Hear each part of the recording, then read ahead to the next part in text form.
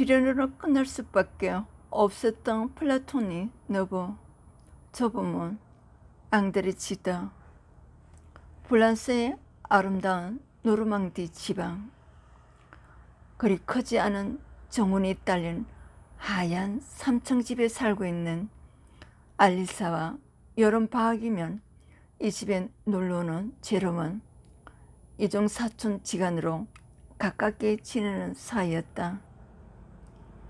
아주 어린 시절 제롬은 알리사에게 별다른 특징을 찾아보지 못했다. 그러나 그의 나이 14살 때 그보다 2살 많은 알리사가 그녀의 어머니와 어느 젊은 중이와의 부정한 관계를 알아채고 자기 방에서 무릎을 꿇고 울고 있는 모습을 본 이후에 제롬은 연민과 동정에 퍼쳐올라 자기 일생을 그녀에게 걸기로 깊이 맹세하게 된다. 이 순간이 나를 결정했다.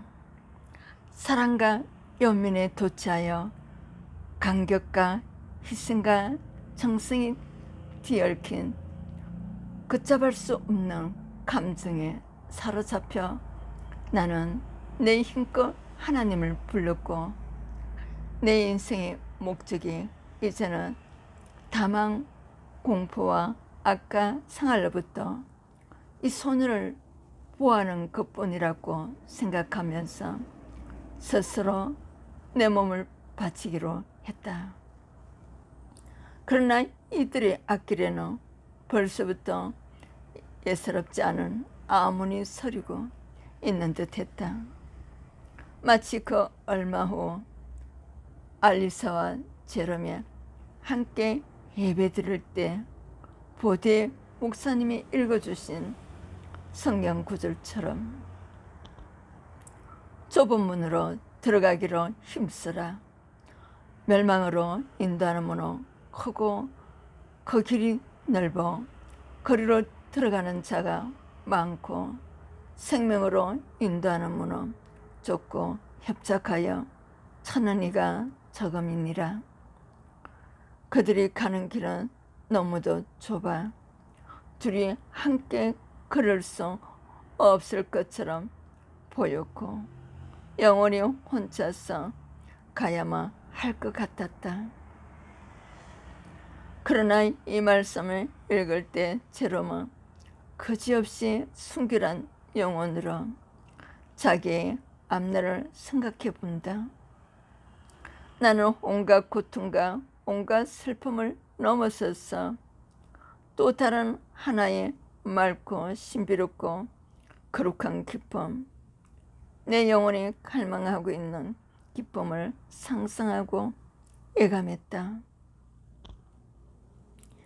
이러한 제롬과 마찬가지로, 아니 그보다 더 순결한 알리사는 제롬이 영적인 기쁨을 갈망하는 사람임을 알게 되면 알수록 더욱더 깊이 자신의 영적 특성을 닫기에 열중한다. 제롬은 날이 가면서 더욱 알리사를 사랑하게 되고 알리사 역시 그를 사랑하지만 그들의 사랑이 깊어질수록 알리사는 더 차가우고 영원한 것, 성과, 순수, 청빈 속에다 자신을 몰두시키는 것이다. 제롬이 그녀를 만날 수 있는 곳은 오직 그녀가 그렇게도 열중하는 신앙 안에서만이었다.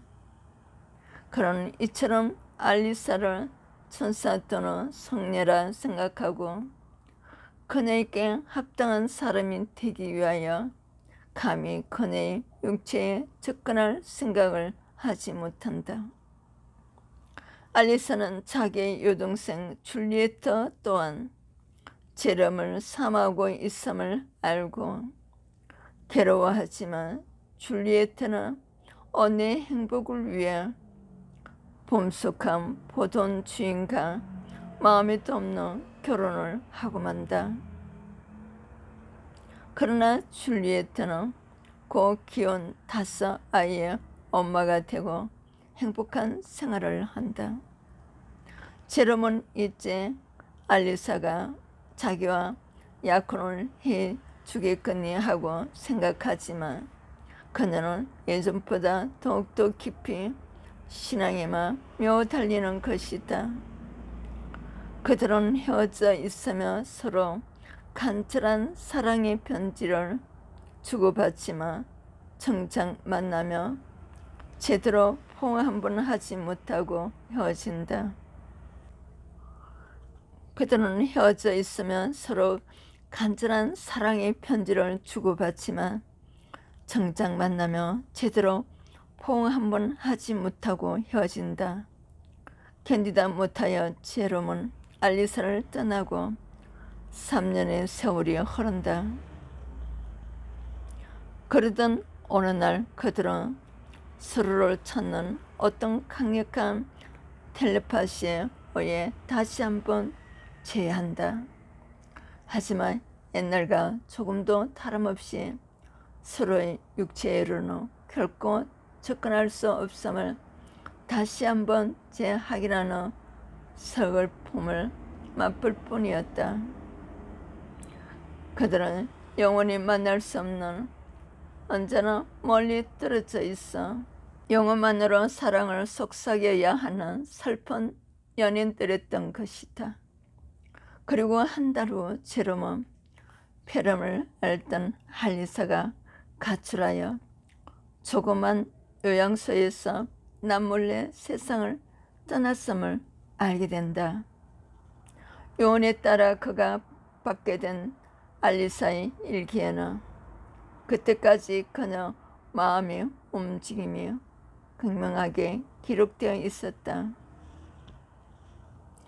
알리사의 극도의 금욕주의 신앙에 물드는 기실, 언제나 알리사로 하여금 성녀를 잊기만을 무언으로 강요하였던 제롬, 자기 탓이었다.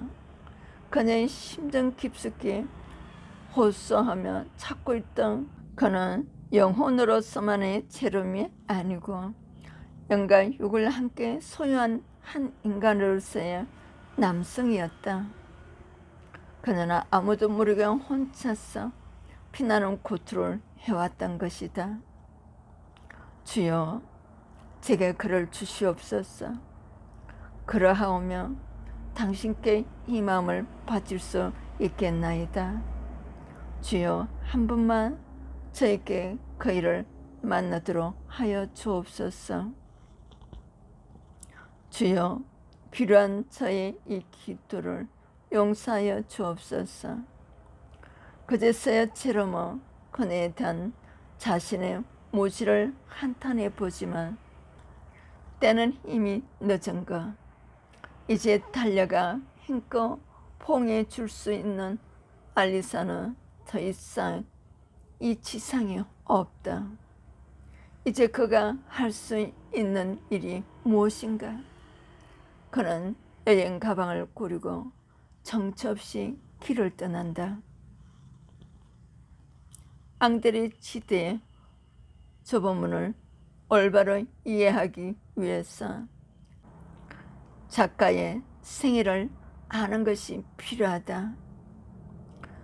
치드의 부인에도 불구하고 이 작품의 제롬과 알리사는 앙드레 치드 자신과 그의 이종 사촌이며 아내였던 마들렌의 초상화라는 것을 세상 사람들이 다 알고 있기 때문이다. 자신의 결혼 생활과 아내를 향한 자기의 애타는 사랑을 여실하게 기록해 놓은 그의 내밀의 일기를 보면 이 사실은 더 분명해진다. 이 일기에서 그는 자기보다 2살 위인 아내를 온갖 우아와 다사로움과 예지와 선의를 간직한 여인이라고 묘사했다. 극도로 정숙하고 아름다운 여성. 그러기에 지트는 딴 사람이 그의 이름으로 불려지는 것조차 용서할 수 없었다고 했다. 그러나 그렇게도 아름다운 아내를 그는 일생 천으로 살게 했다. 그것은 그가 결코 아내를 사랑하지 않아서가 아니요, 오히려 아내를 너무나도 아끼고 사랑하기 때문이었다. 정숙이 지나쳐 거룩하기까지 한 아내, 그런 아내를 자기같이 속물 죽이고 육적인 남자가 침범한다는 것은 그녀에 대한 더할 나위 없는 모욕이라고 생각했던 것이다. 그는 그녀를 위해 자기 목숨까지라도 기꺼이 바칠 수 있었다. 그러나 그녀의 육체를 품하는 것 같은 행위는 차마 할 수가 없었던 것이다. 나에게서 그녀에게서 오지 않은 선이라 아무것도 없다고 믿었다. 뿐만 아니라 하나님께 접근함으로써 그녀를 가까이 하는 것으로 나는 생각했으며, 이 느린 상승 가운데 그와 나를 어선 땅이 좁아짐을 즐겼던 것이다. 그녀와 합시되는 것은 오직 나의 최선의 부분뿐이다. 그라여 지드는 자기 안에서 범숙한 부분, 저 육적인 모든 것들은 다른 것에다 주어버리고 최선이라고 생각하는 것, 영혼과 정신만을 하나님께 바쳤다. 이 얼마나 무지여 오해인가. 그는 아내 마들렌이 이제 남편이 더 이상 자신을 사랑치 않는다고 생각하여 신앙 안으로 더 도피해 가는 것을 눈치조차 채지 못했다. 그러나 이처럼 이상스러운 부부였지만 그들은 일생 동안 남 앞에서 행복해 보이는 부부였다고 한다. 앙드레치드가 이처럼 영과 육을 분리해 사는 사람이 되어야 했던 이유는 그의 유년 시절에 받은 지나치게 엄격한 종교교육 때문이었다. 엄격한 신교육 규리에 젖어 있는 아버지와 철장 구교의 전통성을 고수하는 집딸인 어머니 사이에서 병약한 아들로 태어난 앙드레치드라 어린 시절부터 가혹한 통제와 규리의 압박감을 견뎌내야 했다. 남달리 예민하고 반항적 기질을 타고난 치드라 이처럼 협착한 종교의 규율에 반항하여 어린 시절부터 악동이 되어버린다. 11세 때 아버지가 죽고 성숙하기만 한 어머니와 병모, 여자 가정교사 이 세 여성의 치마폭에서 자라게 된 치드는 이때부터 동성애의 기질을 보이게 된다. 그는 일기에서 어떤 여인의 얼굴도 시선도 미소도 몸짓도 음성도 그리고 아름다움도 나를 묘할 수 없었다라고 쓰고 있다. 이것은 아마도 그가 둘러싸여서 살 수밖에 없었던 청교도적인 여인들 탓이었으리라. 그러나 그는 그 여인들께서 종교의 계율을 엄격하게 받으면 받을수록 그의 심장 밑에서 약통하는 육체의 충동을 어찌할 수가 없었다. 그것은 마치 악마가 그 안에서 살고 있는 것과 같았다. 이처럼 끊임없이 자기 의지를 배반하고 분출하는 그 욕망을 이길 길이 없어 결국 그는 그동안 믿어왔던 하나님을 떠나고 만다. 하나님께서는 왜 억누를 수 없는 육체의 충동을 만들어 주셨는가? 어째서 인간은 이런 욕망을 억눌러야 하는가? 한번 이렇게 하나님을 배반하고 나자 그동안 억눌러왔던 모든 욕망이 한꺼번에 터져 나왔다. 그는 멍에에서 벗어나 마가지처럼 한껏 육체의 욕구를 쫓아 알제리로 달려간다. 그곳에서 그는 완전히 육체를 개방하여 청교도적인 결백의 도덕을 벗어 던지고 뜨거운 태양 아래에 펼쳐지는 원시적 향락에 탐닉했다. 그러나 그의 육체의 향락 대상은 어디까지나 동성에게 향하는 것이었다. 그런 것처럼 야수적인 욕망은 남자들만의 것이라고 굳게 믿고 있었다. 여인들은 절대로 그런 것을 모르며 안다 하면 그것은 타락한 여인일 것이라고 짐작했다. 그러기에 그는 겉으로 사랑하는 아내에게 그런 하찮고 추악한 것을 줄 수 없다고 생각했던 것이다.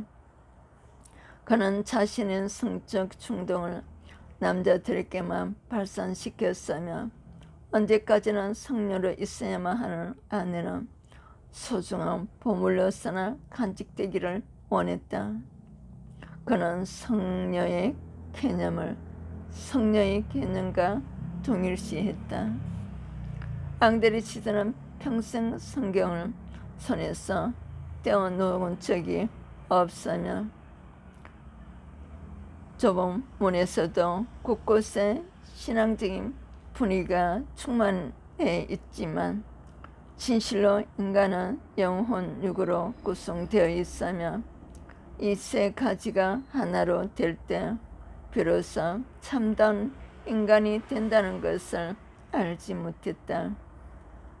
그러기에 자기 아내에게 바친 사랑이 그처럼 일그러질 수밖에 없었던 것이다. 이 세상에는 결코 영혼만이 부부가 있을 수 없다는 것. 영혼과 육체의 완전한 결합, 그것만이 완전한 부부의 사랑임을 알지 못했던 앙드레치드, 알리사와 제롬의 사랑이 비련으로 끝나고 마찬가지로 지더 자신의 결혼 생활도 비극적이 될 수밖에 없었던 것은 이처럼 플라톤이 너브로 이상으로 생각했던 지드의 오해 때문이었다. 지드는 늙은 후에야 비로소 자신이 가오를 깨달는다.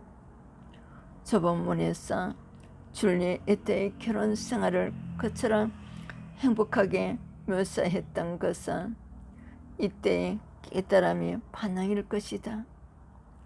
그는 아내가 죽은 후 그렇게도 철저히 하나님을 떠나 방랑했던 생활을 버리고 마침내 하나님의 품 안에서 그 찢어진 영혼의 탓을 내리고 고요한 안식을 찾는다.